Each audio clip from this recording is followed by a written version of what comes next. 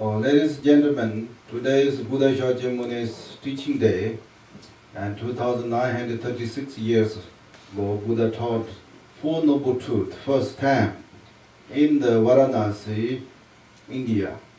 5 human beings, 80,000 gods, and everybody practiced that and realized really true happiness. So today we're celebrating this teaching day. And the best way to celebrate Buddha's teaching is we teach Dharma to others. Therefore, Mary, please teach Dharma to others. Thank you so much, Khenpo. Hello, my name is Mary. I'm here at the beautiful Dzogchen Retreat Center in Western Oregon. And I really rejoice to be able to offer you a short Dharma teaching on this auspicious day, in this auspicious place.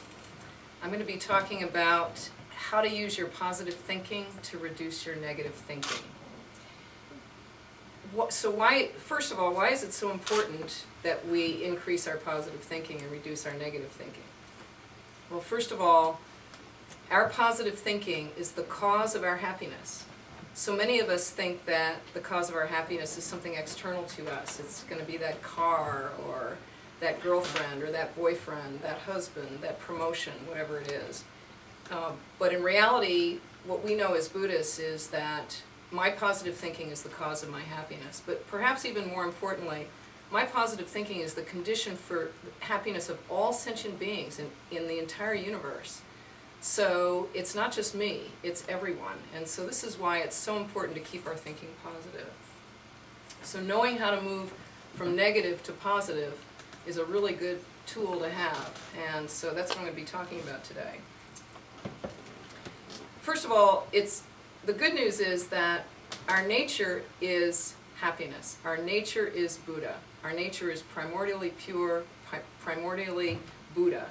And so, although we often develop bad habits of negative thinking, if we take a little time, train our minds, we can move back to positive thinking. It's going to be easy because that is our nature.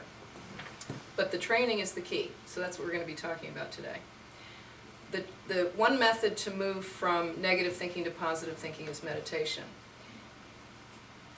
Meditation is repeating something more than twice. So meditation in this instance is repeating something more than twice. That can bring realization. That can bring you, in this case, what we're talking about is moving you from negative thinking to positive thinking. So specifically, it might be repeating certain words or phrases dozens of times, hundreds of times, maybe even thousands of times. With the right intention and enough repetition, I guarantee you, you will get the results you're looking for. If you want to change from negative thinking to positive thinking, you will be able to do that. And you might want to use a mala like this, a string of beads that can help you keep count if you want to do a certain number, or you can just do repetitions. It really doesn't matter how you do it. What matters is that you do it.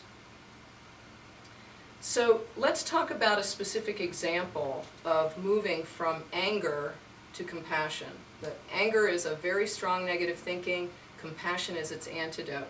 And the Buddhist definition of anger is, first of all, I mistakenly believe that the cause of my suffering is external to me, and there's something external to me, a person, a situation, a thing, that I believe is causing my suffering. And my anger is, I want to destroy that thing, I want to hurt that thing, I want that thing or person to suffer.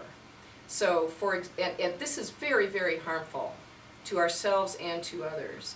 In Buddhism, the only thing that we should be angry at is our own negative thinking. So the antidote to anger is compassion. Compassion is the opposite. The Buddhist definition of compassion is, I want you to be free from suffering and the causes of suffering. I want you to be free from suffering and the causes of suffering. So when we feel anger welling up, this is where we need to turn. And I know it's hard. We're going to talk about how to do it. Compassion is a truly heroic attitude, and it's a very, very powerful intention. So let's say someone comes up to you and just insults you right to your face. What's our normal reaction? Our normal reaction is to get angry, to get upset, to insult back, to stuff our emotions and go home and kick the dog. You know, there's all kinds of ways that we are taught in our culture to deal with that kind of event. And instead, what Buddhism says is, if something like that happens to you, instead of anger, your reaction needs to be, may that person be free from suffering and negative thinking. May that person be free from suffering and negative thinking. So how do we do that? I mean, for most of us, this is a huge leap from the way we've been brought up, the way we've been trained. So we need to train ourselves to react in a very different way. And meditation is a tool we can use to train our minds. So let's talk about how that might look. In the Buddhist tradition, we meditate on our mothers to generate compassion. So the idea here is that I can't wait to be insulted or to have somebody rear-end me in the car or for something really bad to happen at work. I can't wait for that to start figuring out how to generate compassion, right? If I'm going to generate compassion in those times of crisis, I'm going to need to know it pretty well before it happens. So, as I said, in the Buddhist tradition, we meditate on our mothers to generate compassion, to really remember and learn how to do that.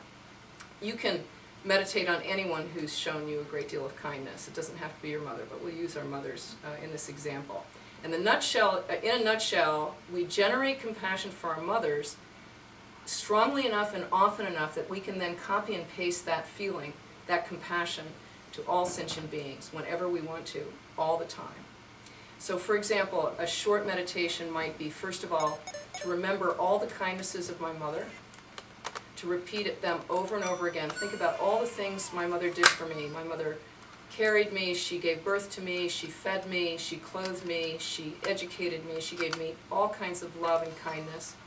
And you would think about those over and over and over again and really remember in great detail the wonderful things your mother did for you. And then, I want my mother to be free from suffering. I want my mother to be free from suffering. I want my mother to be free from suffering. This is a very powerful emotion for me. My mother suffered a lot, more than I think I realized when she was alive. And so when I get to the point in my meditation where I say, I want my mother to be free from suffering, I want my mother to be free from suffering, I get a very powerful emotion. I sometimes feel tears welling up, or otherwise might just feel almost overwhelmed, almost unbearable, the strength of the compassion that I feel for my mother. And that's a good thing. We call that crescendo. If that happens in the course of your meditation, then you just relax into it and let it wash over you. Really feel it deeply, because this is the feeling you want to feel for everyone, all sentient beings, including that person who insults you, including that person who rear-ends your car. That's the feeling that you want to feel. Now, this is a hard thing for a lot of us. We've gone through all our lives reacting in different ways to things that make us angry. And so I would say that if this is a goal of yours, that you need to think about what support systems you can gather around you to help you with this. Because if this is a significant change, and I know it is for me, we need support whenever we're embarking on a change like this. And one kind of support system that I can recommend is to surround yourself with other people who have very positive thinking. We call that Sangha. Anyone who has positive thinking is part of my Sangha. And if you surround yourself with people like that, then they can help you, you can help them, and it will really help your practice. Also, we are constantly surrounded by countless Buddhas, always surrounding us, never separate from us, lovingly guiding us, and you can always count on them to help as well.